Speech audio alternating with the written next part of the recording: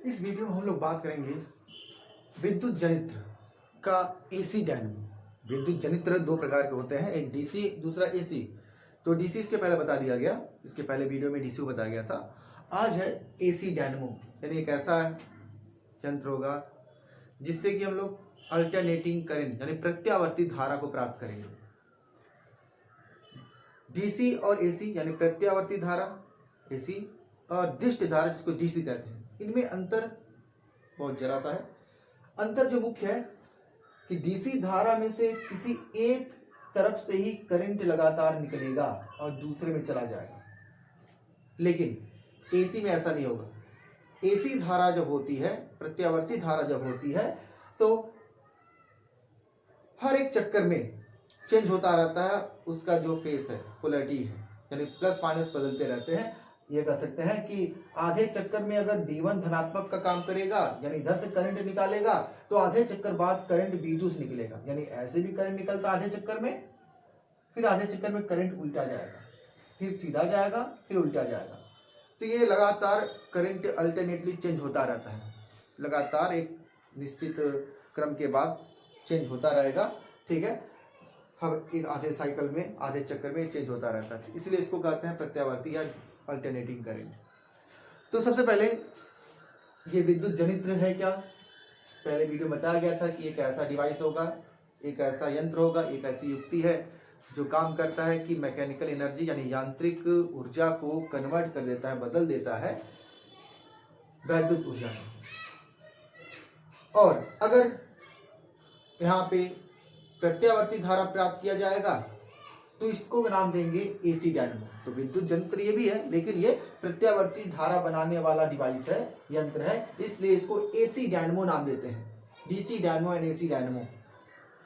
तो रचना बिल्कुल सिंपल सा है, जो रचना वहां पे था वही रचना है, थोड़ा सा अंतर है, इसकी इस पार्ट में अंतर है। ब्रश और जो वलय ये है, उस ब्रश और वलय में अंतर है, ब्रश और वलय में अंतर होता है, रिंग जो लगे हैं उसमें अंतर होता है। तो तीन भाग इसके मुख्य होते हैं। चुंबक, शक्तिशाली चुंबक हो गया, नॉर्थ एंड साउथ पोल दोनों एक साथ होगा, बीच में आयरन कोड के ऊपर कॉपर की बाइंडिंग करके आर्मेचर बनाते हैं, यानी कॉपर का बाइंडिंग करके आर्मेचर बनाया जाएगा, और उस आर्मेचर के दोनों तारों को क्रमशः एक रिंग R1 पे जोड़ दिया गया, दूसरा रिंग अंदर से आते हुए देखो तार है, एक तार तो इसका यही भाग जुड़ गया, और दूसरा जो भाग इधर वाला ये अंदर से होते हुए, बीच में गैप होगा, उसके अंदर से होते हुए आएगा बाहर, तो ये B2 में कनेक्ट हो गया, यानी एक यहाँ पे जुटा हुआ है, एक यहाँ पे जुटा हुआ है, और दोनों ब्रश टच में है, दोनों ब्रश टच में है, क्योंकि गोल गोल घूमेगा ये, और ब्रश नहीं घूमेगा, वो ब्रश टच में रहेगा मात्र, वहां से करंट को बाहर निकालने के लिए, तो वो न घूमे, इसलिए वो केवल स्पर्श मात्र रहता है। कार्बन की ब्रशें होती हैं वो स्पर्श मात्र में रहती है। यहाँ पर जो ब्रश और वलय है, ब्रश तो कार्बन का ही बना होगा, लेकिन वलय कुछ खास होता है। इसके पहले डीसी डायनेमो में जो वलय था वो आधा रिंग होता था, कुछ इस तरह से रिंग था, आधा फटा हुआ रिंग, यही आधे रिंग को स्प्लिट रिंग कहते हैं, स्प्लिट में टूटा हुआ। तो ये स्प्लिट रिंग का इस्तेमाल करते थे हम कहाँ पे? वैद्युत जनित्र डीसी डायनेमो, इसको स्प्लिट रिंग, हिंदी में विभक्त वलय कहते हैं, विभक्त टूटा हुआ, तो विभक्त वलय का इस्तेमाल करते हैं। लेकिन यहाँ पर विभक्त वलय नहीं है, एसी डायनेमो में दिखाई दे रहा होगा दो बिल्कुल सेफ, दो बिल्कुल बड़े बड़े वलय यहाँ पे लगे हुए हैं, टूटा हुआ नहीं है, दो अलग अलग वलय हैं, एक ही अक्ष पे जुटा हुआ है, ये पूरा एक ही एक्सिस होगा जहाँ पे वो रॉड में फिक्स होते हैं, गोल गोल घुमाया जा सके आसानी से। ये दोनों पूरे वलय हैं, टूटा हुआ नहीं है, कंप्लीट है, पूर्ण वलय है, दो वलय यहाँ पर रखे गए हैं। यहाँ पर अब इन वलय को दो ब्रशेस B1 और B2 से जोड़ दिया गया है। अब इसका मैकेनिज्म यानी ये कार्य कैसे करेगा? अगर हमने इसको इस तरह से घुमा रहे हैं, तो जब इस तरह घुमाएंगे तो AB ऊपर आएगा, CD नीचे जाएगा। जब AB ऊपर आएगा तो उस AB तार पे बहने वाली धारा को हम ज्ञात करते हैं according to the Fleming right hand rule. तो फ्लेमिंग राइट हैंड रूल के हिसाब से बी से नॉर्थ से साउथ की तरफ पहला फिंगर फैलाया गया, जो बताता है धारा चुंबकीय क्षेत्र की दिशा। फिंगर अंगूठा जो है वो ऊपर, तार अगर ऊपर आना होगा, अगर हम इसको ऐसे घुमा रहे हैं तो तार AB ऊपर आएगा, तो AB तार ऊपर आएगा, तो अंगूठे बताता है उस तार की दिशा को, गति की दिशा को। तो ये दूसरा जो फिंगर है ये बताता है उसमें बहने वाली धारा की दिशा। तो इसमें जो धारा की दिशा बहेगी वो B से A की तरफ बहती है, और इस तरह से पूरा धारा B से A से बहते हुए कुछ ये हुआ।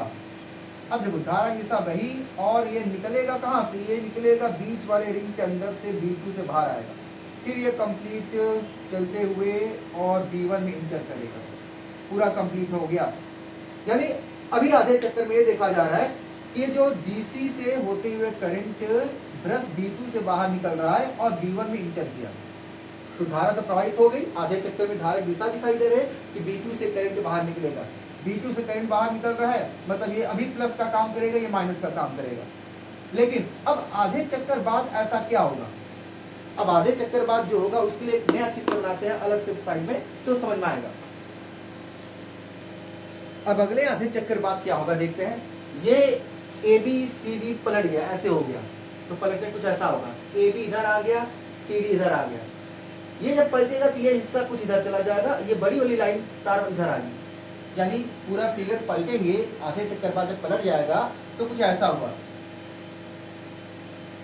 वही फिगर पलट दिया गया। ब्रश B1 के अंदर से होते हुए ये दिखाई दे रहा होगा, R1 के अंदर से होते हुए R2 पे दूसरा तार टच हो गया है। क्योंकि घुमाने की दिशा वही रहेगी, जब दिशा घुमाने की वही रहेगी तो करंट को फिर से उसी नियम के हिसाब से निकाला जाएगा, फ्लेमिंग के राइट हैंड रूल से, दाएं हाथ के नियम से। तो दिशा करंट का अभी आर्मेचर के अंदर वही बताएगा, लेकिन दिशा तो बता दी गई। लेकिन देखते हैं अब A से B की तरफ से करंट आ रहा है और इसमें गया, और ये जुटा है R1 ब्रश से, और ब्रश रिंग R1 से जुटा हुआ है, और रिंग R1 टच में है B1 से, तो ये निकलेगा B1 से बाहर और फिर ये आते हुए इसमें से बहते हुए B2 में अंदर जाएगा, B2 से अंदर जाएगा, तो B2 से अंदर गया और फिर इस R2 से टच में है, और यहाँ से करंट फिर वापस इस तार में आ गया, आर्मेचर में वापस आ गया। यानी आधे चक्कर बाद आर्मेचर के अंदर करंट की दिशा तो वही दिखा रही है, लेकिन कहाँ से बाहर निकल रहा है, उसका एग्जिट पॉइंट कहाँ से करंट बाहर निकलेगा उसको अगर ऑब्जर्व किया जाए तो वो दिखाई दे रहा होगा। इस बार वो ब्रश B1 से बाहर आ रहा है। फर्स्ट हाफ साइकिल में आधे चक्कर में देखा गया कि ब्रश B2 से करंट बाहर आ रहा था, B1 में अंदर गया, लेकिन दूसरे आधे चक्कर में ब्रश B1 से करंट बाहर आता है और B2 में इंटर करता है, यानी ये प्लस का काम करेगा, अब ये माइनस का काम करेगा। यानी प्रत्येक आधे चक्कर बाद, यानी हर एक चक्कर में 2 बार चेंज होता है। आधे चक्कर में तो B2 प्लस है तो B1 माइनस का काम करेगा, यानी धारा दिशा ये बहेगी। लेकिन दूसरे आधे चक्कर में B1 प्लस हुआ, B2 माइनस हुआ, धारा दिशा ये मिली। यानी इस डिवाइस के अंदर जो करंट जा रहा है वो लगातार बदल के जा रहा है। आधे चक्कर में धारा दिशा ये है, दूसरे आधे चक्कर में धारा दिशा ये है, यानी इसमें जो बह रही है वो कौन सी धारा होगी, अल्टरनेटिंग करंट, यानी प्रत्यावर्ती धारा यहाँ से प्राप्त किया जा रहा है। ये है वैद्युत जनित्र, AC एंड DC दोनों हो गया।